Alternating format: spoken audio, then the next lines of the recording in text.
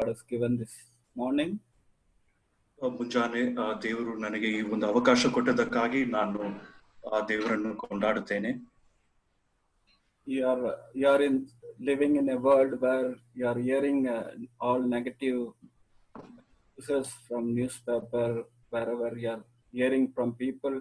You see that the news are very depressed and very difficult situations you are living in. ನಾವು ಜೀವಿಸುವ ದಿನಗಳು ನೋಡುವಾಗ ತುಂಬಾ ಕಷ್ಟಕರವಾದ ದಿನಗಳಾಗಿವೆ. ವೃತ್ತಪತ್ರಿಕೆಯಲ್ಲಿ, ವಾರ್ತೆಯಲ್ಲಿ ನಿರಾಶೆ ಮತ್ತು ನಿರುತ್ಸಾಹ ಉಂಟು ಮಾಡುವ ಅನೇಕ ವಾರ್ತೆಗಳನ್ನು ನಾವು ಕೇಳ್ತಾ ಇದ್ದೇವೆ. The world, you see, there is no hope and there is no improvements in coming future. ಈ ಲೋಕದಲ್ಲಿ ಯಾವ ನಿರೀಕ್ಷೆ ಇಲ್ಲ, ಮತ್ತೆ ಮುಂದೆ ಬರುವ ದಿನಗಳಲ್ಲಿ ಯಾವ ಒಂದು ಏಳಿಗೆಯು ಇಲ್ಲದೆ ಇರುವ ಒಂದು ಸ್ಥಿತಿಯನ್ನು ನಾವು ನೋಡ್ತಾ ಇದ್ದೇವೆ. Even the big nations are struggling how to handle these situations.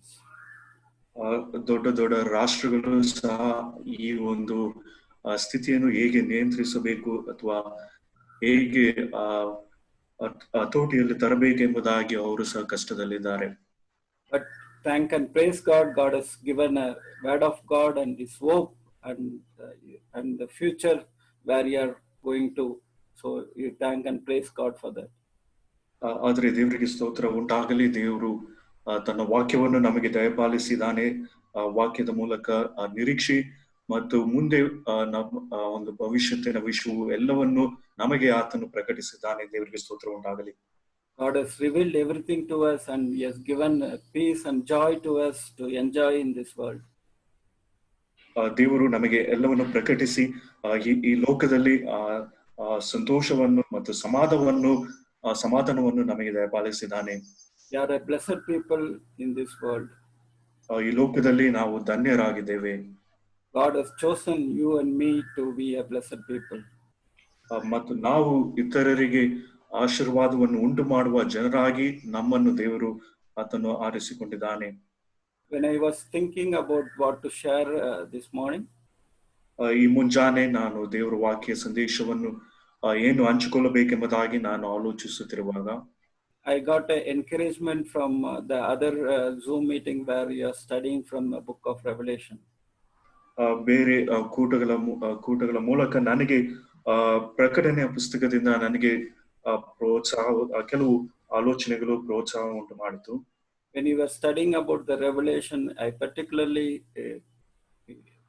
motivated to know more about the writer John Apostle. ಪ್ರಕಟಣೆಯ ಪುಸ್ತಕವನ್ನು ನಾನು ಧ್ಯಾನ ಮಾಡುತ್ತಿರುವಾಗ ಆ ಒಂದು ಪುಸ್ತಕದ ಬರಹಗಾರ ಅಪೊಸ್ತಲನಾದ ಪೌಲನ ಯೋಹಾನನ ವಿಷಯವಾಗಿ ಹೆಚ್ಚು ತಿಳ್ಕೊಳ್ಳುವ ಹಾಗೆ ನನ್ನನ್ನು ಪ್ರೇರೇಪಿಸಿತು. It was very challenging and encouraging to me. I hope it will the same to you as well this morning. ನನಗೆ ಇದು ಸವಾಲನ್ನು ಉಂಟು ಮಾಡಿ ನನಗೆ ಒಂದು ಪ್ರೋತ್ಸಾಹ ಉಂಟು ಮಾಡಿದ ವಾಕ್ಯ ಒಂದು ಸಂಗತಿ ಆಗಿತ್ತು. ಈ ಒಂದು ವಿಷಯಗಳು ನಿಮಗೂ ಸಹ ಪ್ರೋತ್ಸಾಹ ಉಂಟು ಮಾಡುತ್ತದೆ ಎಂಬುದಾಗಿ ನಾನು ನಂಬುತ್ತೇನೆ. As the technology is in front of us, I just want to share and so that you can learn, hear and read God's word. ಈ ಒಂದು ತಂತ್ರಜ್ಞಾನ ನಮ್ಮ ಮುಂದೆ ಇರುವ ಒಂದು ಕಾರಣದಿಂದ ನಾನು ಕೆಲವು ಸಂಗತಿಗಳನ್ನು ನಿಮ್ಮ ಮುಂದೆ ತೋರಿಸಿ ಅದರ ಮೂಲಕ ನಾವು ಕೆಲವು ಸಂಗತಿಗಳನ್ನು ನಾವು ಕಲಿಯುವವರಾಗಿರೋಣ. We are going to read few things about from the Gospel of John. ಯೋಹಾನನು ಬರೆದ ಸ್ವಾರ್ಥೆಯಿಂದ ಕೆಲವು ವಿಷಯಗಳನ್ನು ನಾವು ಧ್ಯಾನ ಮಾಡಲಿಕ್ಕಿದ್ದೇವೆ. Before going to meditate on the God's word, ದೇವರ ವಾಕ್ಯವನ್ನು ಧ್ಯಾನ ಮಾಡುವುದಕ್ಕೆ ಮುಂಚಿತವಾಗಿ I like to bring to your notice about the author, the John Apostle. ಅಪೊಸ್ತಲನಾದ ಯೋಹಾನನ ವಿಷಯವಾಗಿ ಕೆಲವು ಸಂಗತಿಗಳನ್ನು ನಿಮ್ಮೊಂದಿಗೆ ಹಂಚಿಕೊಳ್ಳುತ್ತೇನೆ. It was very challenging and encouraging to me, so I just want to share a little glimpse and just go for God's word. ದೇವರ ವಾಕ್ಯಕ್ಕೆ ಹೋಗುವುದಕ್ಕೆ ಮುಂಚಿತವಾಗಿ ಈ ಒಂದು ಸಂಗತಿಗಳು ನನಗೆ ಪ್ರೋತ್ಸಾಹ ಉಂಟು ಮಾಡಿತ್ತು. ಆ ಒಂದು ಕಾರಣದಿಂದ ನಿಮಗೂ ಸಹ ಒಂದು ವಿಷಯಗಳನ್ನು ಹಂಚಿಕೊಳ್ಳುತ್ತೇನೆ. If you study more about John, it will be a motivating and very great lessons you can learn from his life. ಯೋಹಾನನ ಜೀವಿತದ ವಿಷಯವಾಗಿ ನಾವು ಧ್ಯಾನ ಮಾಡುವುದಾದ್ರೆ ಆತನ ಜೀವಿತವು ನಮ್ಮನ್ನು ಪ್ರೇರೇಪಿಸುವಂತದಾಗಿದೆ. He is one of the youngest disciples, and he was very closest to Lord Jesus Christ. ಶಿಷ್ಯರಲ್ಲಿ ಯೋಹಾನನು ಆತನು ಪ್ರಾಯದಲ್ಲಿ ತುಂಬಾ ಚಿಕ್ಕವನಾಗಿದ್ದನು ಮತ್ತು ಕರ್ತನಾದ ಯೇಸು ಕ್ರಿಸ್ತನಿಗೆ ತುಂಬಾ ಹತ್ತಿರವಾದ ಶಿಷ್ಯರಲ್ಲಿ ಯೋಹಾನನು ಒಬ್ಬನಾಗಿದ್ದನು. Out of 12, he was youngest one, and he was very close to God. 12 ಶಿಷ್ಯರಲ್ಲಿ ಯೋಹಾನನು ಆತನು ತುಂಬಾ ಪ್ರಾಯದಲ್ಲಿ ಚಿಕ್ಕವನಾಗಿದ್ದನು ಮತ್ತು ಕರ್ತನಾದ ಯೇಸು ಕ್ರಿಸ್ತನಿಗೆ ಹತ್ತಿರವಾಗಿದ್ದನು. Lord himself has told that he was a beloved disciple. ಕರ್ತನಾದ ಯೇಸು ಕ್ರಿಸ್ತನು ತಾನೇ ಈತನು ಪ್ರಿಯನಾಗಿರುವ ಎಂಬ ವ್ಯಕ್ತಿ ಎಂಬುದಾಗಿ ಆತನು ತಿಳಿಸಿದನು. Many times we see that he was very close to God, very close to Jesus Christ, and he was in the bosom of Lord Jesus Christ. ಅಪೊಸ್ತಲನಾದ ಯೋಹಾನನು ಆತನು ಕರ್ತನಾದ ಯೇಸು ಕ್ರಿಸ್ತನ ಎದೆಗೆ ಒರಗಿಕೊಂಡವನು ಮತ್ತು ಕರ್ತನಾದ ಯೇಸು ಕ್ರಿಸ್ತನಿಗೆ ಹತ್ತಿರವಾಗಿರುವ ಶಿಷ್ಯರಲ್ಲಿ ಆತನು ಒಬ್ಬನಾಗಿದ್ದನು. He also called as an apostle of love. ಪ್ರೀತಿಯ ಅಪೊಸ್ತಲನು ಎಂಬ ಹೆಸರು ಸಹ ಆತನಿಗೆ ಉಂಟು. In his writings, he could see he was writing about the love of Christ. ಆತನ ಪತ್ರಿಕೆಗಳಲ್ಲಿ ಕ್ರಿಸ್ತನ ಪ್ರೀತಿಯ ವಿಷಯವಾಗಿ ಆತನು ಬರೆದಿರುವ ವಿಷಯ ನಮಗೆ ಗೊತ್ತಿರಬಹುದು. Also, you see that many important events happen in Lord Jesus Christ. You see that John was present in all the situation. ಕರ್ತನಾದ ಯೇಸು ಕ್ರಿಸ್ತನ ಜೀವಿತದಲ್ಲಿ ನಡೆದ ಅನೇಕ ಘಟನೆಗಳಲ್ಲಿ ಮತ್ತು ಆತನು ಮಾಡಿದ ಅನೇಕ ಅದ್ಭುತ ಕಾರ್ಯಗಳಲ್ಲಿ ಯೋಹಾನನು ಆ ಒಂದು ಸ್ಥಳದಲ್ಲಿ ಅಥವಾ ಆತನು ಪ್ರಸನ್ನನಾಗಿದ್ದನು ಎಂಬುದಾಗಿ ನಾವು ತಿಳ್ಕೊಳ್ಳಬಹುದು. He is the only one present at the feet of cross when Jesus Christ was hanging in the cross. ಕರ್ತನಾದ ಯೇಸು ಕ್ರಿಸ್ತನು ಶಿಲುಬೆಯ ಮೇಲೆ ಇರುವಾಗ ಅಪೊಸ್ತಲನಾದ ಯೋಹಾನನು ಮಾತ್ರವೇ ಶಿಲುಬೆಯ ಅಡಿಯಲ್ಲಿ ಆತನು ಇದ್ದನು. He is the first one going to the tomb to see the resurrected God. ಪುನರುದ್ಧಾನದ ದಿನದಂದು ಅಪೊಸ್ತಲನಾದ ಯೋಹಾನನು ಮೊದಲು ಆ ಒಂದು ಸಮಾಧಿಯ ಬಳಿಗೆ ಹೋದ ಒಬ್ಬ ಅಪೊಸ್ತಲನು ಶಿಷ್ಯನು ಆತನಾಗಿದ್ದನು. So he was very close and he was very keen with God and Lord Jesus Christ. ಅಪೊಸ್ತಲನಾದ ಯೋಹಾನನು ಕರ್ತನಾದ ಯೇಸು ಕ್ರಿಸ್ತನಿಗೆ ತುಂಬಾ ಹತ್ತಿರವಾದ ಒಬ್ಬ ಶಿಷ್ಯನಾಗಿದ್ದನು. But he was an ordinary fisherman before Jesus Christ was called him as discipleship.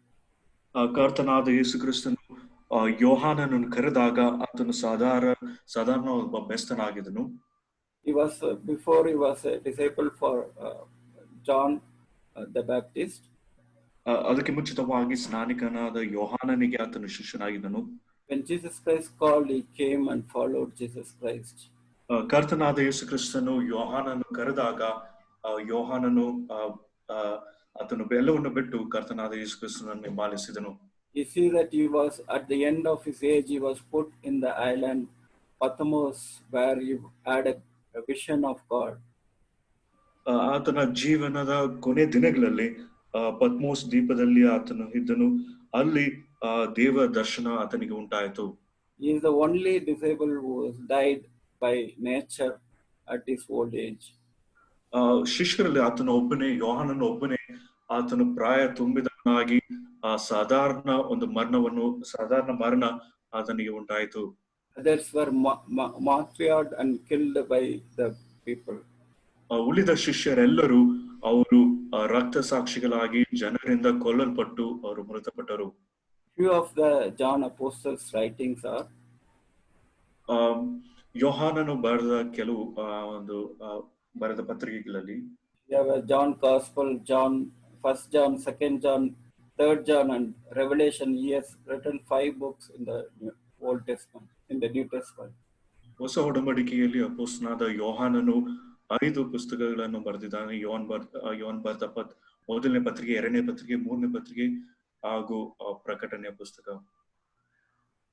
John 1:1 is considered to be the first words in the Bible in chronicle order. ಸತ್ಯವೇದದಲ್ಲಿ ಯೋಹಾನನ್ ಬರೆದ ಸುವಾರ್ತೆ 1ನೇ ಅಧ್ಯಾಯ 1ನೇ ವಚನ ಅದು ಅದು ಪ್ರಥಮ ವಾಕ್ಯ ಎಂಬುದಾಗಿ ಪರಿಗಣಿಸಲ್ಪಡುತ್ತದೆ.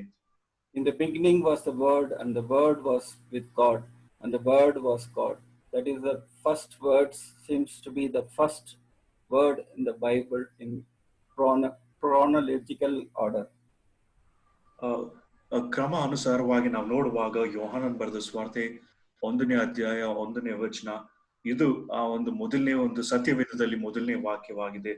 ಆ ವಾಕ್ಯ ಈ ರೀತಿಯಾಗಿ ಉಂಟು, ಆದಿಯಲ್ಲಿ ವಾಕ್ಯವಿತ್ತು, ಆ ವಾಕ್ಯವು ದೇವರ ಬಳಿಯಲ್ಲಿತ್ತು, ಆ ವಾಕ್ಯವು ದೇವರಾಗಿತ್ತು. You see his writing, you see that from the beginning to the end he was writing about Lord Jesus Christ and the God. ಯೋಹಾನನು ಆತನ ಕರ್ತನಾದ ಯೇಸು ಕ್ರಿಸ್ತನ ವಿಷಯವಾಗಿ ತಂದೆಯಾದ ದೇವರ ವಿಷಯವಾಗಿ ಆದಿಯಿಂದ ಆ ಒಂದು ತನ್ನ ಒಂದು ಪುಸ್ತಕದಲ್ಲಿ ಆತನು ಬರೆದವನಾಗಿದ್ದಾನೆ. He was writing the Lord Jesus Christ as Son of God. ಕರ್ತನಾದ ಯೇಸು ಕ್ರಿಸ್ತನು ಆತನು ದೇವ ಕುಮಾರನೆಂಬುದಾಗಿ ಆತನು ಪ್ರಕಟಿಸಿದ್ದಾನೆ. In most of his writings, he could see that the love, light, and life was a major thing he was trying to portray in his writings. ತನ್ನ ಒಂದು ಪತ್ರಿಕೆಗಳಲ್ಲಿ ಅಥವಾ ಪುಸ್ತಕಗಳಲ್ಲಿ ಆತನ ಮುಖ್ಯ ಒಂದು ಪ್ರಸ್ತಾಪಗಳು ಏನೆಂಬುದಾಗಿ ನೋಡುವಾಗ ಅದು ಪ್ರೀತಿ, ಬೆಳಕು, ಜೀವನ ಇದರ ವಿಷಯವಾಗಿ ಆತನು ಬರೆದವನಾಗಿದ್ದಾನೆ. Very familiar words. We all know that John 3:16, for God so loved the world, he gave his only begotten Son, that whoever believes in him shall not perish but have eternal life. ಎಲ್ಲರಿಗೂ ಪರಿಚಯ ಇರುವ ವಾಕ್ಯ ಭಾಗ ಯೋಹಾನನ್ ಬರೆದ ಸುವಾರ್ತೆ 3ನೇ ಅಧ್ಯಾಯ 16ನೇ ವಚನದಲ್ಲಿ ನಾವು ಈ ರೀತಿಯಾಗಿ ಓದ್ತೇವೆ. ದೇವರು ಲೋಕದ ಮೇಲೆ ಎಷ್ಟು ಪ್ರೀತಿಯನ್ನಿಟ್ಟು ತನ್ನ ಒಬ್ಬನೇ ಮಗನನ್ನು ಕೊಟ್ಟನು, ಆತನ ನಂಬುವ ಒಬ್ಬನಾದರೂ ನಾಶವಾಗದೆ ಎಲ್ಲರೂ ನಿತ್ಯ ಜೀವವನ್ನು ಪಡೆಯಬೇಕೆಂದು ಆತನನ್ನು ಕೊಟ್ಟನು. So we could see many of his writings very impressed and very encouraging for God's children. ದೇವರ ಮಕ್ಕಳಿಗೆ ಪ್ರೋತ್ಸಾಹವನ್ನು ಉಂಟು ಮಾಡುವ ಅನೇಕ ಬರಹಗಳನ್ನು ಅಥವಾ ತನ್ನ ಪತ್ರಿಕೆಗಳಲ್ಲಿ ಅನೇಕ ವಿಷಯಗಳನ್ನು ಆತನು ಬರೆದಿದ್ದಾನೆ.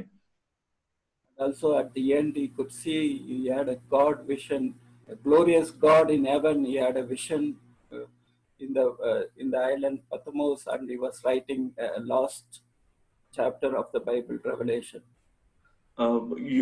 ಅಪೊಸ್ತಲನಾದ ಯೋಹಾನನಿಗೆ ದೇವದರ್ಶನವು ಆತನು ಪತ್ಮೋಸ್ ದ್ವೀಪದಲ್ಲಿರುವಾಗ ದೇವದರ್ಶನ ಉಂಟಾಗಿ ಮಹಿಮೆಯ ದೇವರು ಆತನಿಗೆ ಕಾಣಿಸಿಕೊಂಡು ಮತ್ತು ತನ್ನ ಕೊನೆಯ ಪುಸ್ತಕದಲ್ಲಿ ಪ್ರಕಟಣೆಯಲ್ಲಿ ಆ ಒಂದು ಪ್ರಕಟಣೆಯನ್ನು ಆತನು ಬರೆದಿದ್ದಾನೆ. He was writing about the upcoming events and the future of the heaven and the earth, what going to be happen in the earth, and all the details he's writing. He was having a vision from God. ದೇವದರ್ಶನ ಉಂಟಾಗಿ ಆತನು ಮುಂದೆ ಭವಿಷ್ಯದಲ್ಲಿ ನಡೆಯಬೇಕಾದ ಎಲ್ಲ ವಿಷಯಗಳನ್ನು ಆತನು ಬರೆದನು ಮತ್ತು ನೂತನ ಆಕಾಶ ಅಥವಾ ಭೂಮಿ ಅದರ ವಿಷಯವಾಗಿಯೂ ಸಹ ಆತನು ಆ ಒಂದು ಪುಸ್ತಕದಲ್ಲಿ ಆತನು ಬರೆದಿದ್ದಾನೆ. He had a privilege to close the Bible with a glorious hope that he is going to come again to take us back. ಮತ್ತು ಈ ಒಂದು ಸತ್ಯವೇದವನ್ನು ಆತನ ಕೊನೆ ಪುಸ್ತಕದಲ್ಲಿ ಆ ಒಂದು ಮಹಿಮೆಯ ಒಂದು ನಿರೀಕ್ಷೆಯಿಂದ ಆ ವಾಕ್ಯದಿಂದ ಆತನು ಆ ಒಂದು ಪುಸ್ತಕವನ್ನು ಮುಗಿಸಿದ್ದಾನೆ. These are some of the glimpses which you can learn from John Apostle. From him you have learned many things from his life. ಈ ಒಂದು ಕೆಲವು ವಿಷಯಗಳು ಅಪೊಸ್ತಲನಾದ ಯೋಹಾನನಿಂದ ನಾವು ಕಲಿತುಕೊಳ್ಳಬಹುದು. Today morning I like to bring to your attention about a 7 I am statement which John Apostle is writing in his Gospel of John. ಅಪೊಸ್ತಲನಾದ ಯೋಹಾನನು ತನ್ನ ಸ್ವಾರ್ಥೆಯಲ್ಲಿ ಯೋಹಾನ್ ಬರೆದ ಸ್ವಾರ್ಥೆಯಲ್ಲಿ 7 ನಾನು ಎಂಬ ಒಂದು ವಾಕ್ಯದ ವಿಷಯವಾಗಿ ನಾವು ಧ್ಯಾನ ಮಾಡಲಿಕ್ಕಿದ್ದೇವೆ. All very known passage for each one of us. ನಮ್ಮೆಲ್ಲರಿಗೂ ಈ ವಾಕ್ಯ ಭಾಗಗಳು ಪರಿಚಯ ಉಂಟು. The God, Jesus Christ himself has told, I am in all the 7 statements. ಈ ಎಲ್ಲ 7 ವಾಕ್ಯಗಳಲ್ಲಿ ಅಥವಾ ಆ ಒಂದು ಹೇಳ್ವಿಕೆಯಲ್ಲಿ ಕರ್ತನಾದ ಯೇಸು ಕ್ರಿಸ್ತನು ನಾನೇ ಅಥವಾ ನಾನು ಎಂಬ ಒಂದು ಪದ ಪ್ರಯೋಗವನ್ನು ನಾವು ನೋಡಬಹುದು. I hope this will encourage each one of us to to go forward in our Christian life. ನಮ್ಮ ಕ್ರೈಸ್ತಿಯ ಜೀವಿತದಲ್ಲಿ ಮುಂದೆ ಸಾಗುವ ಹಾಗೆ ಈ ಒಂದು ವಾಕ್ಯಗಳು ಎಲ್ಲರಿಗೂ ಅದು ಪ್ರೋತ್ಸಾಹ ಉಂಟು ಮಾಡುತ್ತದೆ ಎಂಬುದಾಗಿ ನಾನು ನಂಬುತ್ತೇನೆ. In the Old Testament, God revealed himself to Moses that I am who I am. ಹಳೆ ಒಡಂಬಡಿಕೆಯಲ್ಲಿ ಯೆಹೋವ ದೇವರು ಮೋಶೆಗೆ ಇರುವಾತನು ನಾನೇ ಎಂಬುದಾಗಿ ಆತನು ಪ್ರಕಟಿಸಿಕೊಂಡನು. He was revealing himself as God, that I am a God of unquestionable, understood as a name for God. ಆತನು ಮೊದಲನೇದಾಗಿ ಅಥವಾ ಹಳೆ ಒಡಂಬಡಿಕೆಯಲ್ಲಿ ಯಾರು ಪ್ರಶ್ನಿಸಲಾರದೆ ನಾನೇ ಇರುವಾತನು ನಾನೇ ಎಂಬುದಾಗಿ ಆತನು ಪ್ರಕಟಿಸಿಕೊಂಡನು. Jesus Christ is saying the same word, I am the God who is not telling that he is separate and the God is separate. ಅದೇ ವಾಕ್ಯವನ್ನು ನಾವು ಕರ್ತನಾದ ಯೇಸು ಕ್ರಿಸ್ತನು ಸಹ ಹೊಸ ಒಡಂಬಡಿಕೆಯಲ್ಲಿ ಹೇಳುವುದನ್ನು ನಾವು ನೋಡ್ತೀವಿ. ಕರ್ತನಾದ ಯೇಸು ಕ್ರಿಸ್ತನು ತಂದೆಯಾದ ದೇವರಿಗೆ ಅಥವಾ ಯೆಹೋವ ದೇವರಿಗೆ ಪ್ರತ್ಯೇಕವಾಗಿ ಅಥವಾ ಬೇರ್ಪಡಿಸಿ ಆತನು ತನ್ನ ವಿಷಯವಾಗಿ ಆತನು ಹೇಳಿಕೊಳ್ಳಲಿಲ್ಲ. Whenever Jesus made an I am statement in which he claimed that attributes of deity, he was identified himself as God. ಕರ್ತನಾದ ಯೇಸು ಕ್ರಿಸ್ತನ ದೈವತ್ವದಲ್ಲಿ ನಾನೇ ಎಂಬುದಾಗಿ ಆತನು ಹೇಳಿಕೊಳ್ಳುವಾಗ ಆತನು ತಾನು ದೇವರು ಎಂಬುದಾಗಿ ಆತನು ಪ್ರಕಟಿಸಿಕೊಂಡಿದ್ದನು. The seven most important and authority statement from Lord Jesus Christ. ಕರ್ತನಾದ ಯೇಸು ಕ್ರಿಸ್ತನ ಬಾಯಿಂದ ಬಂದ 7 ಅಧಿಕಾರವುಳ್ಳ ವಾಕ್ಯಗಳು ಇದಾಗಿವೆ. We all know these passages very well, so I'm just going to the first I am statement, which you can see in John chapter 6 verse 35. Yohan ಬರೆದ ಸುವಾರ್ತೆ 6ನೇ ಅಧ್ಯಾಯ 35ನೇ ವಚನದಲ್ಲಿ ಆ ಮೊದಲನೇ ಹೇಳುವಿಕೆಯನ್ನು ನಾವು ನೋಡಬಹುದು. As Jesus Christ is telling, and Jesus said unto them, I am the bread of life. He that cometh to me shall never hunger, and he that believeth on me shall never thirst. ಯೇಸು ಅವರಿಗೆ, ಜೀವ ಕೊಡುವ ರೊಟ್ಟಿ ನಾನೇ, ನನ್ನ ಬಳಿಗೆ ಬರುವವನಿಗೆ ಎಂದಿಗೂ ಹಸಿವೆಯಾಗುವುದಿಲ್ಲ, ನನ್ನನ್ನು ನಂಬುವವನಿಗೆ ಎಂದಿಗೂ ನೀರಡಿಕೆಯಾಗುವುದಿಲ್ಲ. Here you see the first I am statement of Lord Jesus Christ. ಕರ್ತನಾದ ಯೇಸು ಕ್ರಿಸ್ತನ ಮೊದಲನೇ ನಾನೇ ಎಂಬ ಒಂದು ವಾಕ್ಯ ಪ್ರಯೋಗವನ್ನು ನಾವು ಇಲ್ಲಿ ನೋಡುತ್ತೇವೆ. In this chapter 6, you see that these words keep repeated 4 times. 6ನೇ ಅಧ್ಯಾಯದಲ್ಲಿ ಈ ಒಂದು ವಾಕ್ಯ ಭಾಗ ಅಥವಾ ಈ ಒಂದು ಪದ ಪ್ರಯೋಗ 4 ಬಾರಿ ಅಲ್ಲಿ ತಿಳಿಸಲ್ಪಟ್ಟಿದೆ. Verse 35, 41, 48 and 51, you see that I am the bread of life is repeating. ಜೀವ ಕೊಡುವ ರೊಟ್ಟಿ ನಾನೇ ಎಂಬುದಾಗಿ ಈ ಒಂದು ಅಧ್ಯಾಯದಲ್ಲಿ 4 ಬಾರಿ 4 ವಾಕ್ಯಗಳಲ್ಲಿ ಅದು ತಿಳಿಸಲ್ಪಟ್ಟಿದೆ. If you see this incident, you see that after feeding the 5,000 people, God is telling, I am the bread of life. ಈ ಒಂದು ವಾಕ್ಯದ ಹಿನ್ನೆಲೆಯನ್ನು ನೋಡುವಾಗ ಕರ್ತನಾದ ಯೇಸು ಕ್ರಿಸ್ತರು 5,000 ಜನರಿಗೆ ಆತನು ಒಂದು ರೊಟ್ಟಿಯನ್ನು ಕೊಟ್ಟಿದ ನಂತರ ಈ ಒಂದು ವಾಕ್ಯವನ್ನು ಆತನು ತಿಳಿಸಿದನು. If you study this portion, you see that the Lord is telling that He is the bread of life for those who are believing in. ಕರ್ತನಾದ ಯೇಸು ಕ್ರಿಸ್ತನ ಮೇಲೆ ನಂಬಿಕೆ ಇಟ್ಟಿರುವವರಿಗೆ ಆತನು ಹೇಳುವುದೇನೆಂದರೆ ನಾನೇ ಜೀವ ಕೊಡುವ ರೊಟ್ಟಿ ಎಂಬುದಾಗಿ. He says that He is a manna from heaven. ಪರಲೋಕದಿಂದ ಬಂದ ಮನ್ನಾ ನಾನೇ ಎಂಬುದಾಗಿ ಆತನು ಹೇಳಿದನು. We are a blessed people. We have a manna from heaven for our spiritual life. ನಮ್ಮ ಆತ್ಮೀಕ ಜೀವಿತಕ್ಕೆ ನಮಗೆ ಮನ್ನಾ ಉಂಟು. ನಾವು ಎಷ್ಟು ಧನ್ಯರಾದ ಜನರಾಗಿದ್ದೇವೆ. For the Israel people, when they were walking in the wilderness, God sent a manna from heaven. ಇಸ್ರಾಯೇಲರು ಅವರು ಮರುಭೂಮಿಯಲ್ಲಿ ಪ್ರಯಾಣ ಮಾಡುತ್ತಿರುವಾಗ ದೇವರು ಆಕಾಶದಿಂದ ಪರಲೋಕದಿಂದ ಅವರಿಗೆ ಮನ್ನವನ್ನು ದಯಪಾಲಿಸಿದನು. But that manna they ate and died. ಆದ್ರೆ ಅವರು ಆ ಮನ್ನವನ್ನು ಅವರು ತಿಂದು ಅವರು ಸತ್ತರು. But God says, if you eat me, you will live forever. ಆದ್ರೆ ನನ್ನನ್ನು ಸೇವಿಸುವವರಿಗೆ ಅಥವಾ ನನ್ನನ್ನು ಆಹಾರವಾಗಿ ನನ್ನನ್ನು ತೆಗೆದುಕೊಳ್ಳುವವರಿಗೆ ಅವರು ನಿತ್ಯವಾಗಿ ಜೀವಿಸುತ್ತಾರೆ ಎಂಬುದಾಗಿ ಆತನು ತಿಳಿಸಿದನು. Verse 54, you see, he who eats my flesh and drink my blood have eternal life, and I will raise him up on the last day. 6ನೇ ಅಧ್ಯಾಯ 54ನೇ ವಚನದಲ್ಲಿ, ನನ್ನ ಮಾಂಸವನ್ನು ತಿಂದು ನನ್ನ ರಕ್ತವನ್ನು ಕುಡಿಯುವವನು ನಿತ್ಯ ಜೀವವನ್ನು ಹೊಂದಿದ್ದಾನೆ ಮತ್ತು ನಾನು ಅವನನ್ನು ಕಡೆ ದಿನದಲ್ಲಿ ಎಬ್ಬಿಸುವೆನು ಎಂಬುದಾಗಿ. The previous verse we see that you have no life in yourself. ನಿಮ್ಮಲ್ಲಿ ಯಾವ ಒಂದು ಜೀವವಿಲ್ಲ ಎಂಬುದಾಗಿ ಆತನು ಅದಕ್ಕೆ ಮುಂಚಿತಿರುವ ವಾಕ್ಯದಲ್ಲಿ ಹೇಳಿದನು. But if you take Lord in our life, we have a life of eternal life. ಆದರೆ ಕರ್ತನನ್ನು ನಮ್ಮ ಜೀವಿತದಲ್ಲಿ ಸ್ವೀಕರಿಸಿಕೊಳ್ಳುವಾಗ ನಮಗೆ ನಿತ್ಯ ಜೀವ ಉಂಟು. What a blessed people you are satisfied spiritually and you are having an eternal life through God, Lord Jesus Christ. ನಾವು ಆತ್ಮೀಕವಾಗಿ ನಾವು ತೃಪ್ತರಾಗಿ ಮತ್ತು ಕರ್ತನಾದ ಯೇಸು ಕ್ರಿಸ್ತನ ಮೂಲಕ ನಮಗೆ ನಿತ್ಯ ಜೀವ ಉಂಟು. ನಾವು ಎಷ್ಟು ಧನ್ಯರಾದ ಜನರಾಗಿದ್ದೇವೆ. He has given his flesh and blood for saving you and for me.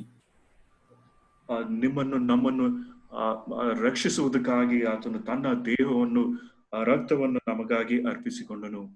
To live forever and ever, he has given himself as a sacrifice for you and for me. ನಾವು ನಿತ್ಯ ಕಾಲಕ್ಕೂ ಜೀವಿಸುವ ಹಾಗೆ ಕರ್ತನಾದ ಯೇಸು ಕ್ರಿಸ್ತ ತನ್ನನ್ನೇ ಯಜ್ಞವಾಗಿ ಸಮರ್ಪಿಸಿಕೊಂಡನು. The bread which has come from the heaven for you and for me. ಈ ಒಂದು ರೊಟ್ಟಿಯು, ಜೀವಕರವಾದ ರೊಟ್ಟಿಯು ಪರಲೋಕದಿಂದ ನಿಮಗಾಗಿ ನಮಗಾಗಿ ಇಳಿದು ಬಂದ ರೊಟ್ಟಿ ಆಗಿದೆ. You are a blessed people. Through him you have an eternal life. ನಾವು ಧನ್ಯರು. ಕರ್ತನಾದ ಯೇಸು ಕ್ರಿಸ್ತನ ಮೂಲಕ ನಮಗೆ ನಿತ್ಯ ಜೀವ ಉಂಟು. This is the first I am statement which give more hope to us. ಇದು ಕರ್ತನಾದ ಯೇಸು ಕ್ರಿಸ್ತನ ಮೊದಲೇ ನಾನೇ ಎಂಬ ಒಂದು ಪದಪ್ರಯೋಗ ಮತ್ತು ಈ ವಾಕ್ಯದ ಮೂಲಕ ನಮಗೆ ನಿರೀಕ್ಷೆಯೂ ಉಂಟು.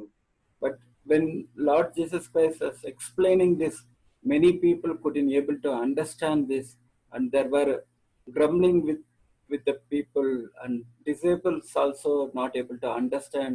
They are saying this is a difficult statement. ಆದ್ರೆ ಕರ್ತನಾದ ಯೇಸು ಕ್ರಿಸ್ತನು ಈ ಮಾತನ್ನು ಹೇಳಿದಾಗ ಅನೇಕರು ಈ ಒಂದು ಸಂಗತಿಯನ್ನು ಅರ್ಥ ಮಾಡಿಕೊಳ್ಳುವುದಕ್ಕೆ ಕಷ್ಟಪಟ್ಟರು. ಅದೇ ರೀತಿಯಾಗಿ ಶಿಷ್ಯರು ಸಹ ಈ ಒಂದು ವಾಕ್ಯವನ್ನು ಅರ್ಥ ಮಾಡಿಕೊಳ್ಳುವುದು ತುಂಬಾ ಕಷ್ಟವಾಗಿತ್ತು ಮತ್ತು ಇದು ತುಂಬಾ ಕಠಿಣವಾದ ಒಂದು ಬೋಧನೆ ಅಥವಾ ವಾಕ್ಯ ಎಂಬುದಾಗಿ ಅವರು ಹೇಳುತ್ತಿದ್ದರು. Thank and praise God.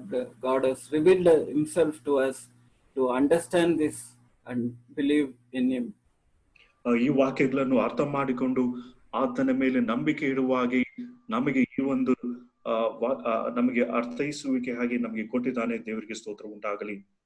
Move on to the second I am statement. ನಾವು ಎರಡನೇ ನಾನೇ ಎಂಬ ಒಂದು ವಾಕ್ಯಕ್ಕೆ ನಾವು ಹೋಗೋಣ. It was in chapter 8 verse 12. Yohan ಬರೆದ ಸುವಾರ್ತೆ 8ನೇ ಅಧ್ಯಾಯ 12ನೇ ವಚನ. I am the light of the world. Whoever follows me will not walk in darkness, but will have the light of life. ಯೇಸು ತಿರುಗಿ ಅವರ ಸಂಗಡ ಮಾತಾಡಲು ಆರಂಭಿಸಿ, ನಾನೇ ಲೋಕಕ್ಕೆ ಬೆಳಕು, ನನ್ನನ್ನು ಅನುಸರಿಸುವವನು ಕತ್ತಲೆಯಲ್ಲಿ ನಡೆಯದೆ ಜೀವ ಕೊಡುವ ಬೆಳಕನ್ನು ಹೊಂದಿದವನಾಗಿರುವವನು ಎಂದು ಹೇಳಿದನು. Even this passage, I am the light of the world, you see, it was repeated twice in John Gospel. Yohan ಬರೆದ ಸುವಾರ್ತೆಯಲ್ಲಿ ನಾನೇ ಲೋಕಕ್ಕೆ ಬೆಳಕು ಎಂಬ ಒಂದು ಈ ವಾಕ್ಯವು 2 ಬಾರಿ ನಾವು ನೋಡುತ್ತೇವೆ. First you see in John chapter 8 verse 12 and John chapter 9 verse 5 also. Yohan ಬರೆದ ಸುವಾರ್ತೆ 8ನೇ ಅಧ್ಯಾಯ 12ನೇ ವಚನದಲ್ಲಿಯೂ 9ನೇ ಅಧ್ಯಾಯ 15ನೇ ವಚನದಲ್ಲಿಯೂ ಈ ವಾಕ್ಯವನ್ನು ನಾವು ನೋಡುತ್ತೇವೆ. 9 verse 5. 9ನೇ ಅಧ್ಯಾಯ 5ನೇ ವಚನದಲ್ಲಿ. Here you see that there were two situations. God is telling, I am a light of the world. 2 ಘಟನೆಯಲ್ಲಿ ನಾನೇ ಲೋಕಕ್ಕೆ ಬೆಳಕು ಎಂಬುದಾಗಿ ಕರ್ತನಾದ ಯೇಸು ಕ್ರಿಸ್ತನು ತಿಳಿಸಿದನು. Genesis chapter 1 verse 3 see that God said, let there be a light, and light has come to the world. ಆದಿಕಾಂಡ 1ನೇ ಅಧ್ಯಾಯ 3ನೇ ವಚನದಲ್ಲಿ ಅಲ್ಲಿ ಬೆಳಕು ಇರಲಿ ಉಂಟಾಗಲಿ ಎಂಬುದಾಗಿ ಹೇಳಿದಾಗ ಅಲ್ಲಿ ಬೆಳಕು ಉಂಟಾಯಿತು ಎಂಬುದಾಗಿ ನಾವು ನೋಡುತ್ತೇವೆ. He is a source of light. ಆತನು ಬೆಳಕಿನ ಒಂದು ಮೂಲ ಆತನಾಗಿದ್ದಾನೆ. He told that he is a light. He is a light of the world. ನಾನೇ ಲೋಕಕ್ಕೆ ಬೆಳಕು ಎಂಬುದಾಗಿ ಹೇಳಿದನು. Not only ye, if you believe in him, he is told that if you are believing in him, you are children of light. ಆತನು ಮಾತ್ರವಲ್ಲದೆ ನಾವು ಆತನ ಮೇಲೆ ನಂಬಿಕೆ ಇಡುವಾಗ ನಾವು ಸಹ ಬೆಳಕಿನ ಮಕ್ಕಳಾಗುತ್ತೇವೆ. You see that our previous situation, it clearly explains in Luke 1:79. You see that you were sit in the darkness and shadow of death. ಲೂಕನ ಬರೆದ ಸುವಾರ್ತೆ 1ನೇ ಅಧ್ಯಾಯ 79ನೇ ವಚನದಲ್ಲಿ ನಾವು ಓದುವ ವಾಕ್ಯವೇನೆಂದ್ರೆ, ಕತ್ತಲೆಯಲ್ಲಿಯೂ ಮರಣ ಅಂಧಕಾರದಲ್ಲಿಯೂ ವಾಸಿಸುವವರಾದ ನಮಗೆ ಪ್ರಕಾಶ ಕೊಟ್ಟನು. ಕತ್ತಲೆಯಲ್ಲಿಯೂ ಮರಣ ಅಂಧಕಾರದಲ್ಲಿಯೂ ನಾವು ವಾಸಿಸಿದವರಾಗಿದ್ದೆವು. We were sit in the darkness and shadow of death. God has given light to us. ಕತ್ತಲೆಯಲ್ಲಿಯೂ ಮರಣ ಅಂಧಕಾರದಲ್ಲಿಯೂ ವಾಸಿಸಿರುವ ನಮಗೆ ದೇವರು ತನ್ನ ಬೆಳಕನ್ನು ಕೊಟ್ಟನು.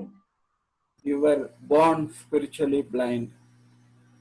ಆತ್ಮೀಕವಾಗಿ ನಾವು ಕುರುಡರಾಗಿ ಹುಟ್ಟಿದೆವು. In chapter 9 verse 5, you see that he was healing a man who born blind.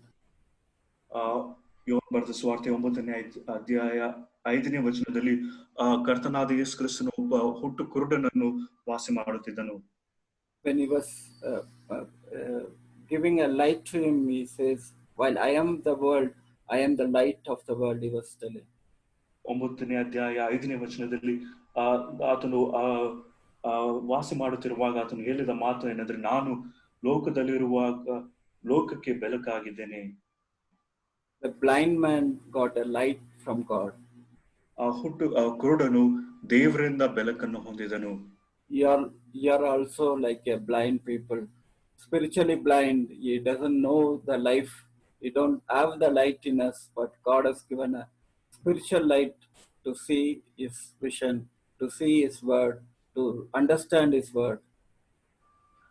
ನಾವು ಸಹ ಆತ್ಮೀಕರಾಗಿ ನಾವು ಕುರುಡರಾಗಿದ್ದೇವೆ. ಆದ್ರೆ ದೇವರು ನಮಗೆ ಬೆಳಕನ್ನು ಕೊಟ್ಟು ಆತನ ವಾಕ್ಯವನ್ನು ಅರ್ಥ ಮಾಡಿಕೊಳ್ಳುವಾಗೆ, ಆತನ ವಾಕ್ಯವನ್ನು ತಿಳ್ಕೊಳ್ಳುವಾಗೆ ಆತ್ಮೀಕವಾದ ಒಂದು ದರ್ಶನವನ್ನು, ಬೆಳಕನ್ನು ನಮಗೆ ಕೊಟ್ಟಿದ್ದಾನೆ.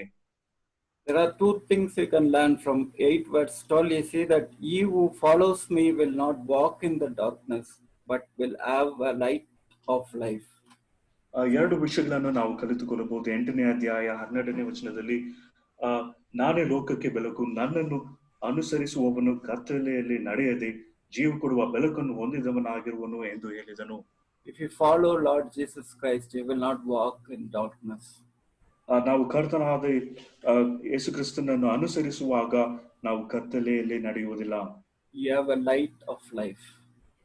ಜೀವ ಕೊಡುವ ಬೆಳಕು ನಮ್ಮಲ್ಲಿ ಉಂಟು. In Matthew chapter 5 verse 14, Lord Jesus Christ said, you are the light of the world.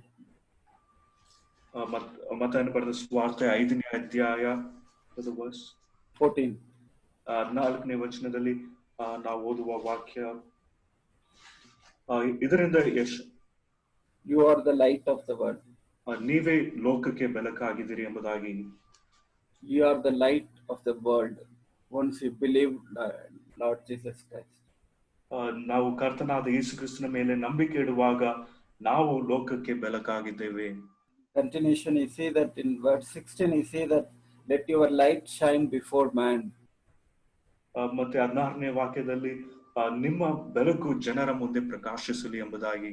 You are called to show forth the light of Jesus Christ for the men.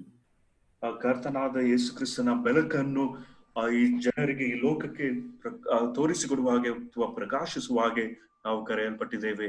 John chapter 9 verse 4, you are seeing that he must work the works of him who sent me as long as it is a day.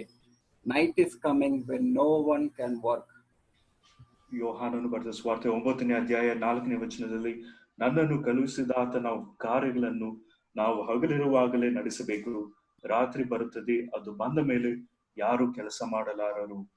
Lord himself is telling, night is coming when no one can work. ಕರ್ತನು ತಾನೇ ಆತನು ಹೇಳಿದ ಮಾತು, ರಾತ್ರಿ ಬರುತ್ತದೆ, ಅದು ಬಂದ ಮೇಲೆ ಯಾರು ಕೆಲಸ ಮಾಡಲಾರರು. You are in the difficult days. The Lord is going to come soon to redeem us, to take us home quickly. ನಾವು ಕೊನೆಯ ದಿನಗಳಲ್ಲಿ ಇದ್ದೇವೆ. ಕರ್ತನು ಆತನು ಬಂದು ನಮ್ಮನ್ನು ಆತನು ಕರೆದುಕೊಂಡು ಹೋಗುವುದಕ್ಕಾಗಿ ಆತನು ಬೇಗ ಬರ್ಲಿಕ್ಕಿದ್ದಾನೆ. You have an urgency to share God's word. That night is going to come quickly.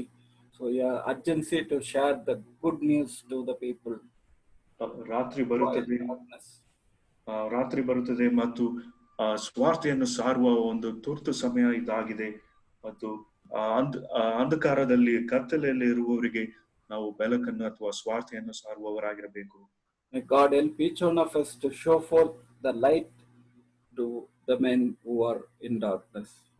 ಕತ್ತಲೆಯಲ್ಲಿರುವ ಜನರಿಗೆ ನಾವು ಬೆಳಕನ್ನು ಪ್ರಕಾಶಿಸುವ ಜನರಾಗಿ ನಾವು ಇರುವ ಹಾಗೆ ದೇವರು ನಮಗೆ ಸಹಾಯ ಮಾಡಲಿ. The third I am statement is from John 10 verse 9. Yohan ಬರೆದ ಸುವಾರ್ತೆ 10ನೇ ಅಧ್ಯಾಯ 9ನೇ ವಚನದಲ್ಲಿ ಮೂರನೇ ಒಂದು ವಾಕ್ಯವನ್ನು ನಾವು ನೋಡುತ್ತೇವೆ. I am the door. If anyone enters through me, he will be saved and will go in and out and find pasture. ನಾನೇ ಆ ಬಾಗಿಲು, ನನ್ನ ಮುಖಾಂತರವಾಗಿ ಯಾವನಾದರೂ ಒಳಗೆ ಹೋದರೆ ಸುರಕ್ಷಿತವಾಗಿದ್ದು ಒಳಗೆ ಹೋಗುವನು, ಹೊರಗೆ ಬರುವನು, ಮೇವನ್ನು ಕಂಡುಕೊಳ್ಳುವನು.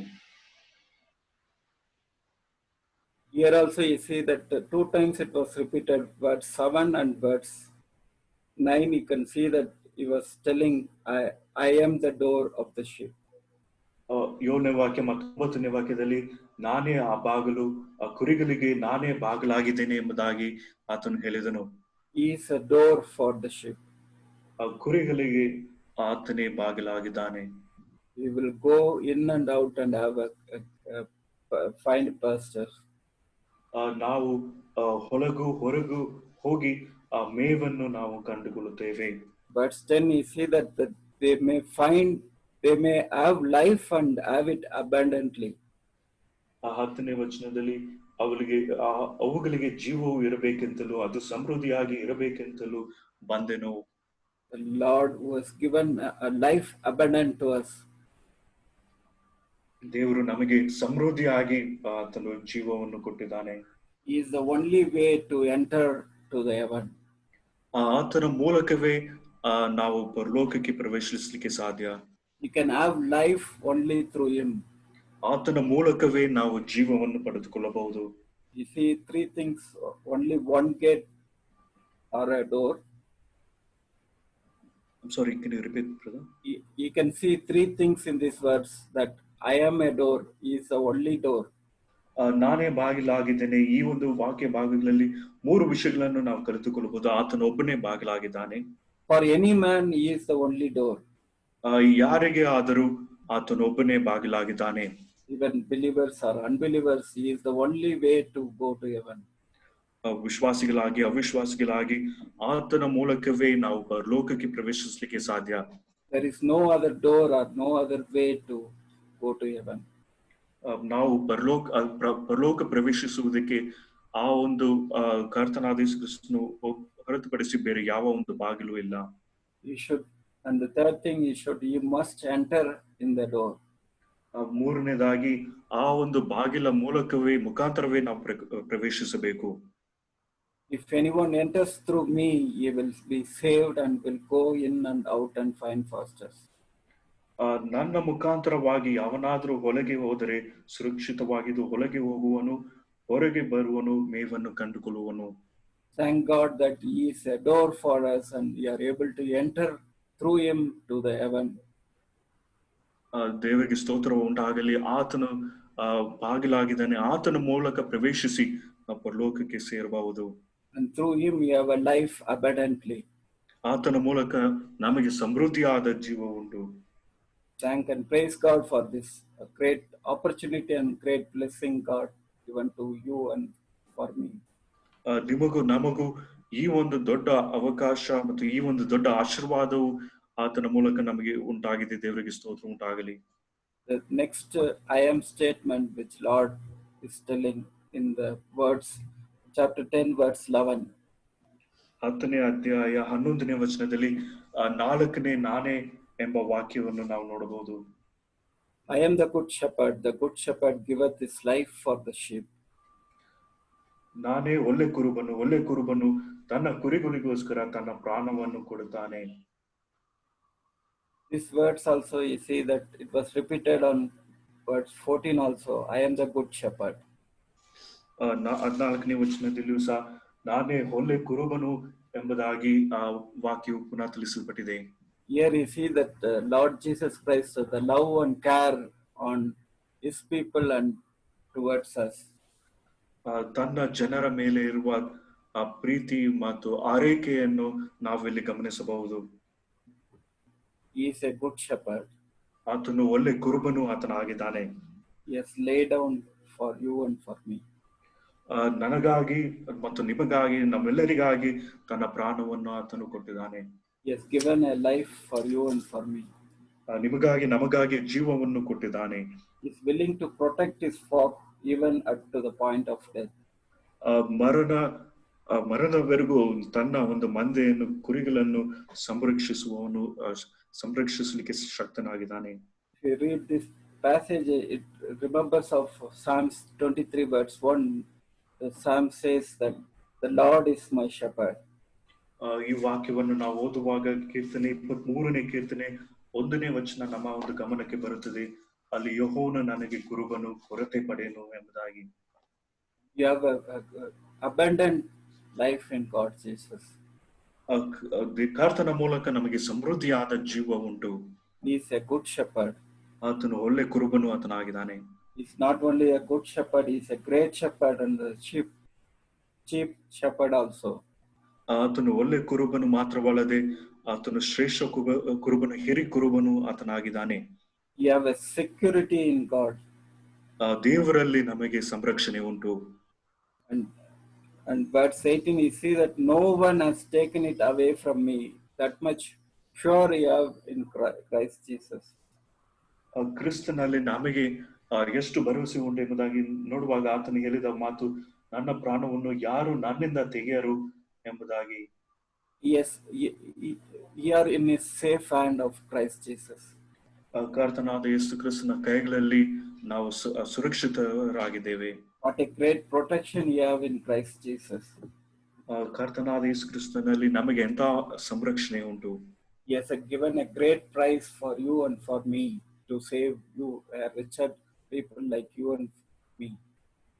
ದುಷ್ಟ ಜನರಾದ ನಾವು, ಪಾಪಿಗಳಾದ ನಮ್ಮನ್ನು ರಕ್ಷಿಸುವುದಕ್ಕಾಗಿ ಆತನು ತನ್ನ ಜೀವವನ್ನು ಆತನು ಯಜ್ಞವಾಗಿ ಆತನು ಸಮರ್ಪಿಸಿಕೊಂಡಿದ್ದಾನೆ. You have a great God who loves and who cares for us.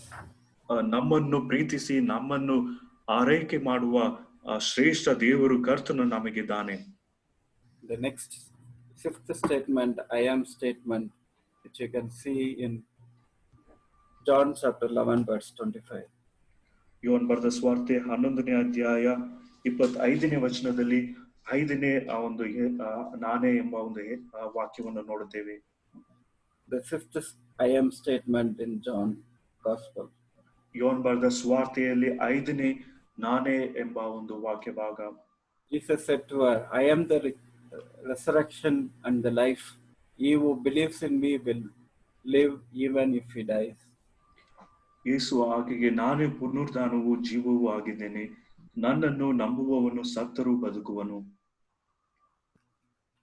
This statement is telling before he was raising Lazarus from the dead.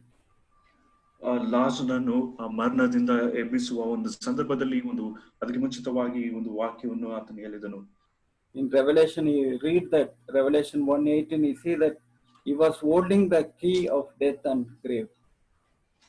ಪ್ರಕಟಣೆ ಪುಸ್ತಕ 1ನೇ ಅಧ್ಯಾಯ 18ನೇ ವಚನದಲ್ಲಿ ಆತನು ಮರಣದ ಮತ್ತು ಪಾತಾಳದ ಬೀಗದ ಕೈಗಳು ನನ್ನಲ್ಲಿ ಅವೇ ಎಂಬುದಾಗಿ ಹೇಳಿದನು. Here you see that he is the resurrection and the life. ಆತನೇ ಪುನರುತ್ಥಾನವೂ ಜೀವವೂ ಆಗಿದ್ದಾನೆ. He has a victory over the death. ಮರಣದಿಂದ ಜಯ ಹೊಂದಿದವನು ಆತನಾಗಿದ್ದಾನೆ. He is having a victory over the death and the grave. ಮರಣ ಮತ್ತು ಸಮಾಧಿಯನ್ನು ಜಯಿಸಿದ ವ್ಯಕ್ತಿ ಆತನಾಗಿದ್ದಾನೆ. He has resurrected after died in the cross on the third day. ಶಿಲುಬೆ ಮೇಲೆ ಪ್ರಾಣ ಕೊಟ್ಟು 3ನೇ ದಿನ ನಂತರ ಆತನು ಪುನರುತ್ಥಾನವಾಗಿ ಅಥವಾ ಜೀವದಿಂದ ಆತನು ಎದ್ದು ಬಂದನು. He is having authority to say this, that he is a life he who believes in me will live even if he dies. ನಾನೇ ಪುನರುದ್ಧಾನವು ಜೀವವೂ ಆಗಿದ್ದಾನೆ, ನನ್ನನ್ನು ನಂಬುವವನು ಸತ್ತರೂ ಬದುಕುವನು ಎಂದು ಹೇಳುವ ಅಧಿಕಾರವು ಆತನಿಗೆ ಉಂಟು. Apart from Lord Jesus Christ, there is no resurrection nor eternal life. ಕರ್ತನಾದ ಯೇಸು ಕ್ರಿಸ್ತನನ್ನು ಬಿಟ್ಟು ಬೇರೆ ಯಾರಲ್ಲೂ ನಮಗೆ ಪುನರುದ್ಧಾನವು ಅಥವಾ ಜೀವವೂ ಇಲ್ಲ. You don't have a second death. You have a life forever and ever in the heavens. ನಮಗೆ ಎರಡನೇ ಮರಣ ನಮಗೆ ಇಲ್ಲ. ನಾವು ನಿತ್ಯಕ್ಕೂ ಯುಗಾಂತರಕ್ಕೂ ನಾವು ಜೀವಿಸುವವರಾಗಿರುತ್ತೇವೆ. Going to be saved and live eternally with him. ನಾವು ರಕ್ಷಿಸಲ್ಪಟ್ಟಿದ್ದೇವೆ ಮತ್ತು ನಿತ್ಯಕ್ಕೂ ಕರ್ತನಾದ ಯೇಸು ಕ್ರಿಸ್ತನೊಂದಿಗೆ ನಾವು ಜೀವಿಸುವವರಾಗಿರುತ್ತೇವೆ. How God has made a victory over the death and grave. We are going to be with him in the heaven forever and ever. ಮರಣದಿಂದ ಮತ್ತು ಸಮಾಧಿಯಿಂದ ಜಯಿಸಿದವನು ಆತನಾಗಿದ್ದಾನೆ. ಆತನ ಮೂಲಕ ನಾವು ಆತನೊಂದಿಗೆ ನಾವು ನಿತ್ಯಕ್ಕೂ ನಾವು ಜೀವಿಸುವವರಾಗಿರುತ್ತೇವೆ. The sixth I am statement of Lord Jesus Christ. ಕರ್ತನಾದ ಯೇಸು ಕ್ರಿಸ್ತನ ಆರನೇ ನಾನೇ ಎಂಬ ವಾಕ್ಯ. John chapter 14 verse 6. ಯೋಹನ್ ಬರೆದ ಸುವಾರ್ತೆ 14ನೇ ಅಧ್ಯಾಯ 6ನೇ ವಚನ. John chapter 14 verse 6. Jesus said to him, I am the way and the truth and the life. No one comes to the Father but through me. 6ನೇ ವಚನದಲ್ಲಿ ಯೇಸು ಅವನಿಗೆ, ನಾನೇ ಮಾರ್ಗವೂ ಸತ್ಯವೂ ಜೀವವೂ ಆಗಿದ್ದೇನೆ, ನನ್ನ ಮೂಲಕವಾಗಿ ಹೊರತು ಯಾರು ತಂದೆಯ ಬಳಿಗೆ ಬರುವುದಿಲ್ಲ. It is a very powerful I am statement by Lord Jesus Christ. ಕರ್ತನಾದ ಯೇಸು ಕ್ರಿಸ್ತನ ಬಾಯಿಂದ ಬಂದ ತುಂಬಾ ಒಂದು ಶಕ್ತಿ ಬಲಯುತವಾದ ಒಂದು ನಾನೇ ಎಂಬ ಒಂದು ಮಾತು. He is the only way to go to God. ತಂದೆಯಾದ ದೇವರ ಬಳಿಗೆ ಹೋಗುವುದಕ್ಕೆ ಆತನೊಬ್ಬನೇ ಮಾರ್ಗವಾಗಿದ್ದಾನೆ. There is no other way provided to reach heaven or to God. ದೇವರ ಬಳಿಗೆ ತಂದೆಯ ಬಳಿಗೆ ಹೋಗುವುದಕ್ಕೆ ಬೇರೆ ಯಾವ ಮಾರ್ಗವೂ ನಮಗೆ ಇಲ್ಲ. He is the only way. ಆತನೊಬ್ಬನೇ ಮಾರ್ಗವೂ ಆಗಿದ್ದಾನೆ. He is the very essence of God. The God is truth. ಆತನು ದೇವರು ಆಗಿದ್ದಾನೆ ಎಂಬುದಾಗಿ ಈ ಒಂದು ವಾಕ್ಯವ ಅಥವಾ ಈ ಒಂದು ಸತ್ಯವು ಸತ್ಯವು ನಾನಾಗಿದ್ದೇನೆ ಎಂಬುದಾಗಿ ಹೇಳುವ ಈ ಒಂದು ವಾಕ್ಯದ ಮೂಲಕ ಆತನು ದೇವರು ದೈವತ್ವವನ್ನು ತೋರಿಸುವಂತದಾಗಿದೆ. In John 1:1, he already read that he is the truth, confirming his identity with God. Yohan ಬರೆದ ಸುವಾರ್ತೆ 1ನೇ ಅಧ್ಯಾಯ 1ನೇ ವಚನದಲ್ಲಿ ತಾನು ದೇವರು ಎಂಬುದಾಗಿ ಪ್ರಕಟಿಸುವ ಒಂದು ವಾಕ್ಯ ಭಾಗ ಅದಾಗಿದೆ. It's a word of God. Can you repeat that last? He is a word of God. ಆತನು ದೇವರ ವಾಕ್ಯವು ಆತನಾಗಿದ್ದಾನೆ. Jesus alone is the source of life. ಯೇಸು ಕ್ರಿಸ್ತನೊಬ್ಬನೇ ಜೀವಕ್ಕೆ ಆತನ ಜೀವವಾಗಿದ್ದಾನೆ. ಆತನೇ ಸಂಪನ್ಮೂಲನಾಗಿದ್ದಾನೆ. He is a creator, sustainer of all the living things. ಆತನು ಒಬ್ಬನೇ ಸೃಷ್ಟಿಕರ್ತನು. ಆತನ ಮೂಲಕವೇ ಎಲ್ಲವೂ ಅದು ಜೀವಿಸುವಂತದಾಗಿದೆ. He is the only one can provide eternal life. ಆತನೊಬ್ಬನೇ ನಿತ್ಯ ಜೀವವನ್ನು ದಯಪಾಲಿಸಲಿಕ್ಕೆ ಸಾಧ್ಯ. May God's name be glorified that we are able to find the way, the truth and the life through Lord Jesus Christ. ಕರ್ತನಾದ ಯೇಸು ಕ್ರಿಸ್ತನ ಮೂಲಕ ಆ ಮಾರ್ಗವು ಸತ್ಯವೂ ಜೀವವೂ ನಮಗೆ ದೊರೆಯಿತು. ದೇವರಿಗೆ ಸ್ತೋತ್ರ ಉಂಟಾಗಲಿ. We are able to go to Father's house through him, through the Lord Jesus Christ. ಕರ್ತನಾದ ಯೇಸು ಕ್ರಿಸ್ತನ ಮೂಲಕ ತಂದೆಯ ಬಳಿಗೆ ಹೋಗುವ ಅವಕಾಶ ನಮಗೆ ದೊರೆಯಿತು. ದೇವರಿಗೆ ಸ್ತೋತ್ರ ಉಂಟಾಗಲಿ. This evening, those who are hearing this God's word, let you think about this word. The God is calling you. I am the way and the truth and the life. No one can come to Father but through me. ನನ್ನನ್ನು ಕೇಳುವ ಪ್ರತಿಯೊಬ್ಬರು ದೇವರು ಆತನು ಹೇಳುವ ಒಂದು ಮಾತು, ನಾನೇ ಮಾರ್ಗವು ಸತ್ಯವೂ ಜೀವವೂ ಆಗಿದ್ದಾನೆ, ನನ್ನ ಮೂಲಕವಾಗಿ ಹೊರತು ಯಾರು ತಂದೆಯ ಬಳಿಗೆ ಬರುವುದಿಲ್ಲ. If anyone didn't find this way, please turn to Lord Jesus Christ. He is the only way and the truth and the life. ಈ ಒಂದು ಮಾರ್ಗಕ್ಕೆ ಇನ್ನು ಯಾರು ಬಾರದೇ ಇದ್ದರೆ ಈ ಆತನೇ ಮಾರ್ಗವು ಸತ್ಯವೂ ಜೀವವೂ ಆಗಿದ್ದಾನೆ. ಆತನೊಬ್ಬನೇ ಮಾರ್ಗವು ಈ ಒಂದು ಮಾರ್ಗಕ್ಕೆ ಬರಬೇಕು ಎಂಬುದಾಗಿ ನಮ್ಮ ಪ್ರಾರ್ಥನೆ. Finally, the last I am statement by Lord Jesus Christ. ಕೊನೆಯದಾಗಿ ಕರ್ತನಾದ ಯೇಸು ಕ್ರಿಸ್ತನ 7ನೇ ಆ ಒಂದು ನಾನೇ ಎಂಬ ವಾಕ್ಯ. John chapter 15 verse 1. I am the true vine and my father is the vine-dresser. ನಾನೇ ನಿಜವಾದ ದ್ರಾಕ್ಷಿ ಬಳ್ಳಿ, ನನ್ನ ತಂದೆ ತೋಟಗಾರನು. I am the true vine. ನಾನೇ ನಿಜವಾದ ದ್ರಾಕ್ಷಿ ಬಳ್ಳಿ. The final I am statement of Lord Jesus Christ in Gospel of John. Yohan ಬರೆದ ಸುವಾರ್ತೆಯಲ್ಲಿ ಕರ್ತ ಕೊನೆಯ ಒಂದು ನಾನೇ ಎಂಬ ಒಂದು ವಾಕ್ಯ. You are the branches, you are attached to the vine. ನಾವು ಕೊಂಬೆಗಳಾಗಿ ಆ ಒಂದು ದ್ರಾಕ್ಷಿ ಬಳ್ಳಿಯಲ್ಲಿರುವ ಕೊಂಬೆಗಳು ನಾವಾಗಿದ್ದೇವೆ.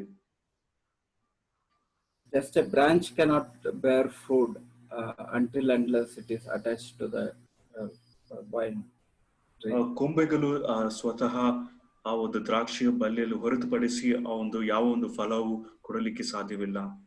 The attachment shows the union, virtual union with the vine. ಆ ಒಂದು ಕೊಂಬೆಗಳು ಆ ಒಂದು ದ್ರಾಕ್ಷ ಬಳ್ಳಿಯಲ್ಲಿ ಅದು ನೆಲೆಗೊಂಡಿರಬೇಕು, ಹೊಂದಿಕೊಂಡಿರಬೇಕು, ಆಗ ಮಾತ್ರ ನಾವು ಫಲ ಕೊಡ್ಲಿಕ್ಕೆ ಸಾಧ್ಯ. What a great blessing you have, the Lord who is a vine and you are a branches attached to him. ಇದು ಎಷ್ಟು ಒಂದು ದೊಡ್ಡ ಒಂದು ಆಶೀರ್ವಾದ, ಒಂದು ಅವಕಾಶ ನಮಗಾಗಿದೆ. ಕರ್ತನು ಆತನು ನಿಜವಾದ ದ್ರಾಕ್ಷ ಬಳ್ಳಿ ಮತ್ತು ನಾವು ಕೊಂಬೆಗಳಾಗಿದ್ದೇವೆ. This evening, this afternoon, let us think about, are you producing fruit for Christ? ಈ ಒಂದು ಮಧ್ಯಾಹ್ನ ವೇಳೆಯಲ್ಲಿ ನಾವು ನಮ್ಮನ್ನೇ ಪರೀಕ್ಷಿಸಿಕೊಳ್ಳುವವರಾಗಿರ್ಬೇಕು. ಕರ್ತನಿಗೆ ನಾವು ಫಲವನ್ನು ಕೊಡುವವರಾಗಿದ್ದೇವಾ? You are attached, you are with the Lord Jesus Christ. ನಾವು ಕರ್ತನಾದ ಯೇಸು ಕ್ರಿಸ್ತನಲ್ಲಿ ನಾವು ನೆಲೆಗೊಂಡಿದ್ದೇವಾ? ಆತನ ಒಂದು ದ್ರಾಕ್ಷ ಬಳ್ಳಿಯಲ್ಲಿ ನಾವು ಕೊಂಬೆಗಳಾಗಿ ನಾವು ನೆಲೆಸಿದ್ದೇವೆ ಎಂಬುದಾಗಿ ಪರೀಕ್ಷಿಸಿಕೊಳ್ಳಬೇಕು. Only if you are attached to the Lord Jesus Christ, you can able to produce fruit for him. ನಾವು ಕರ್ತನಾದ ಯೇಸು ಕ್ರಿಸ್ತನಲ್ಲಿ ನಾವು ನೆಲೆಗೊಂಡು ಇರುವುದಾದ್ರೆ ಆಗ ಮಾತ್ರ ನಾವು ಕ್ರಿಸ್ತನಿಗಾಗಿ ಫಲವನ್ನು ಫಲಿಸಬಹುದು. This portion tells us that there is a need for us to produce fruit for Christian life. ನಮ್ಮ ಕ್ರೈಸ್ತಿಯ ಜೀವಿತದಲ್ಲಿ ನಾವು ಫಲಗಳನ್ನು ಫಲಿಸಬೇಕೆಂಬ ಒಂದು ಸಂಗತಿಯನ್ನು ಈ ವಾಕ್ಯದಲ್ಲಿ ನಾವು ಕಲಿತುಕೊಳ್ಳಬಹುದು. You should abide in him, you should stay with him to produce more fruit. ನಾವು ಹೆಚ್ಚು ಫಲ ಕೊಡಬೇಕಾದ್ರೆ ಆತನಲ್ಲಿ ನೆಲೆಗೊಂಡು ಆತನೊಂದಿಗೆ ನಾವು ಇರುವವರಾಗಿರಬೇಕು. The Lord Jesus Christ said that I am the true vine. ಕರ್ತನಾದ ಯೇಸು ಕ್ರಿಸ್ತನು ಹೇಳಿದ ಮಾತು, ನಾನೇ ನಿಜವಾದ ದ್ರಾಕ್ಷಿ ಬಳ್ಳಿ. If you read this full portion, you see that the Trinity God, the Lord Jesus Christ, the Father and the Holy Spirit, involvement in the believer's life to produce a fruit. ಈ ಸಂಪೂರ್ಣ ಅಧ್ಯಾಯವನ್ನು ಓದುವುದಾದ್ರೆ ಆ ತ್ರಯೇಕ ದೇವರ ಕಾರ್ಯವು ಒಬ್ಬ ವಿಶ್ವಾಸಿಯ ಜೀವಿತದಲ್ಲಿ ಏನು ಎಂಬುದಾಗಿ ನಾವು ಅರ್ಥ ಮಾಡಿಕೊಳ್ಳಬಹುದು.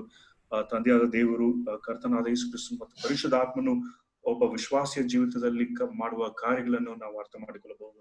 We are the branches attached to the Lord Jesus Christ. ಕರ್ತನಾದ ಯೇಸು ಕ್ರಿಸ್ತನಿಗೆ ನಾವು ಹೊಂದಿಕೊಂಡಿರುವ ಕೊಂಬೆಗಳು ನಾವು ಆಗಿದ್ದೇವೆ. You have seen the 7 I am statement, very bold and very important statement which Lord Jesus Christ told in the Gospel of John. ಯೋಹಾನನು ಬರೆದ ಸುವಾರ್ತೆಯಲ್ಲಿ ಕರ್ತನಾದ ಯೇಸು ಕ್ರಿಸ್ತನು ಹೇಳಿದ 7 ನಾನೇ ಎಂಬ ಒಂದು ವಾಕ್ಯ ಭಾಗಗಳು ತುಂಬಾ ಬಲಯುತವಾದ ಅಧಿಕಾರವುಳ್ಳ ವಾಕ್ಯ ಭಾಗಗಳು ಇದಾಗಿವೆ. You can see the summary of all these 7 in this slide. ಈ ಒಂದು ಚಿತ್ರದಲ್ಲಿ 7 ನಾನೇ ಎಂಬ ಒಂದು ವಾಕ್ಯಗಳ ಒಂದು ಸಾರಾಂಶವನ್ನು ಇಲ್ಲಿ ನೋಡಬಹುದು. Lord Jesus Christ said, I am the way and the life. I am the bread. I am the light. I am the resurrection and life. I am the good shepherd. I am the door of the sheep. I am the way and truth and life. I am the true vine. ಈ 7 ನಾನೇ ಎಂಬ ಒಂದು ವಾಕ್ಯಗಳನ್ನು ಇಲ್ಲಿ ನಾವು ನೋಡುತ್ತೇವೆ. ಮೊದಲನೇದಾಗಿ ನಾನೇ ಜೀವ ಕೊಡುವ ರೊಟ್ಟಿ, ಮತ್ತೆ ನಾನೇ ಲೋಕಕ್ಕೆ ಬೆಳಕಾಗಿದ್ದೇನೆ ಎಂಬುದಾಗಿ ಹೇಳಿದನು. ಮತ್ತು ಪುನರುದ್ಧಾನವು ಜೀವವು ನಾನೇ ಆಗಿದ್ದೇನೆ, ಒಳ್ಳೆ ಕುರುಬನು ನಾನೇ. ಅದು ನಾನೇ ಕುರಿಗಳಿಗೆ ಬಾಗಿಲಾಗಿದ್ದೇನೆ, ಮತ್ತೆ ನಾನೇ ಮಾರ್ಗವು ಸತ್ಯವು ಜೀವವೂ ಆಗಿದ್ದೇನೆ, ನಾನೇ ನಿಜವಾದ ದ್ರಾಕ್ಷಬಳ್ಳಿ ಎಂಬುದಾಗಿ. May this morning God help each one of us to get encouraged by these words and be blessed to be His children. ಈ ವಾಕ್ಯದ ಮೂಲಕ ನಾವು ಪ್ರೋತ್ಸಾಹ ಹೊಂದಿ ನಾವು ಒಂದು ಆಶೀರ್ವಾದವುಳ್ಳ ಒಂದು ಜನರಾಗಿ ನಾವು ಮಾರ್ಪಡುವ ಹಾಗೆ ದೇವರು ನಮಗೆ ಸಹಾಯ ಮಾಡಲಿ. Our God is there for us. He has done everything for our life, and He have eternity. Unless until if you are not believing in Him, you will not have life. ದೇವರು ನಮಗೆ ಎಲ್ಲವನ್ನು ಆತನು ನಮಗೆ ಅನುಗ್ರಹಿಸಿದ್ದಾನೆ. ಆತನ ಮೇಲೆ ನಂಬಿಕೆ ಇಟ್ಟು ನಂಬಿಕೆ ಇಡದೇ ಇದ್ರೆ ನಾವು ಆ ಒಂದು ಜೀವವನ್ನು, ನಿತ್ಯ ಜೀವವನ್ನು ನಾವು ಪಡೆದುಕೊಳ್ಳುವುದಕ್ಕೆ ಸಾಧ್ಯವಿಲ್ಲ. Thank and praise God, you have believed in Him and you have benefited all this in our life. ದೇವರಿಗೆ ಸ್ತೋತ್ರ ಉಂಟಾಗುತ್ತಿದ್ದೇವೆ.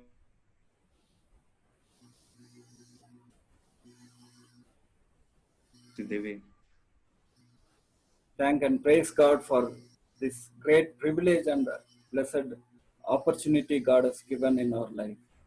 ನಮ್ಮ ಜೀವಿತದಲ್ಲಿ ದಯಪಾಲಿಸಿದ ಈ ಒಂದು ಅವಕಾಶ, ಈ ಒಂದು ಆಶೀರ್ವಾದಕ್ಕಾಗಿ ದೇವರಿಗೆ ನಮಗೆ ಸ್ತೋತ್ರ ಉಂಟಾಗಲಿ.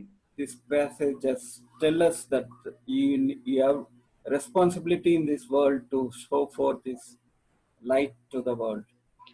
ಈ ಲೋಕಕ್ಕೆ ನಾವು ಬೆಳಕಾಗಿರಬೇಕು, ಬೆಳಕನ್ನು ಪ್ರಕಾಶಿಸಬೇಕು ಎಂಬ ಒಂದು ಜವಾಬ್ದಾರಿಯನ್ನು ಈ ವಾಕ್ಯಗಳು ನಮಗೆ ತೋರಿಸಿಕೊಡುತ್ತವೆ. You should bear more fruit in our Christian life. ನಮ್ಮ ಕ್ರೈಸ್ತ ಜೀವಿತದಲ್ಲಿ ಹೆಚ್ಚು ಫಲಗಳನ್ನು ಫಲಿಸುವವರಾಗಿರಬೇಕು. May God help each one of us to understand and examine our life and correct and live for Him and glorify. ನಾವು ಪ್ರತಿಯೊಬ್ಬರು ನಮ್ಮ ಜೀವಿತವನ್ನು ಪರೀಕ್ಷಿಸಿ ನಾವು ಎಲ್ಲಿ ಸರಿಪಡಿಸಬೇಕು ಅಲ್ಲಿ ಸರಿಪಡಿಸಿ ನಾವು ಮುಂದೆ ಕರ್ತನಿಗಾಗಿ ಜೀವಿಸುವವರಾಗಿರೋಣ. I hope this word has encouraged you that God having a blessed life in us.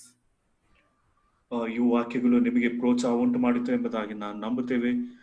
ಮತ್ತು ಈ ಒಂದು ಆಶೀರ್ವಾದವುಳ್ಳ ಒಂದು ಧನ್ಯ ಜೀವಿತವನ್ನು ಜೀವಿಸುವ ಹಾಗೆ ದೇವರು ನಮಗೆ ಸಹಾಯ ಮಾಡಲಿ. You can meditate more on this and you can find many things which is benefit for our Christian life. ಈ ವಾಕ್ಯಗಳನ್ನು ಹೆಚ್ಚು ನಾವು ಧ್ಯಾನಿಸುವಾಗ ಈ ವಾಕ್ಯದ ಹೆಚ್ಚು ಸತ್ಯಾಂಶವನ್ನು ನಾವು ಅರ್ಥ ಮಾಡಿಕೊಂಡು ನಾವು ಲಾಭವನ್ನು ಪಡೆದುಕೊಳ್ಳಬಹುದು. I just give a glimpse of it. If you can meditate each I am statement, you can find many truth lying in that statement. ಪ್ರತಿಯೊಂದು ನಾನೇ ಎಂಬ ಒಂದು ವಾಕ್ಯಗಳನ್ನು ನಾವು ಧ್ಯಾನ ಮಾಡುವುದಾದ್ರೆ ಅನೇಕ ಸತ್ಯಾಂಶಗಳನ್ನು ನಾವು ಕಲಿತುಕೊಳ್ಳುವವರಾಗಿರಬಹುದು. May His name be glorified. ಆತನ ನಾಮಕ್ಕೆ ಮಹಿಮೆ ಉಂಟಾಗಲಿ. I thank and praise God for this wonderful opportunity to share God's word. ದೇವರ ವಾಕ್ಯವನ್ನು ಹಂಚಿಕೊಳ್ಳುವ ಹಾಗೆ ಈ ಒಂದು ಅವಕಾಶವನ್ನು ದೇವರು ನನಗೆ ದಯಪಾಲಿಸಿದ್ದಾನೆ. ದೇವರಿಗೆ ಸ್ತೋತ್ರ ಉಂಟಾಗಲಿ. May His name be glorified. ಆತನ ನಾಮಕ್ಕೆ ಮಹಿಮೆ ಉಂಟಾಗಲಿ.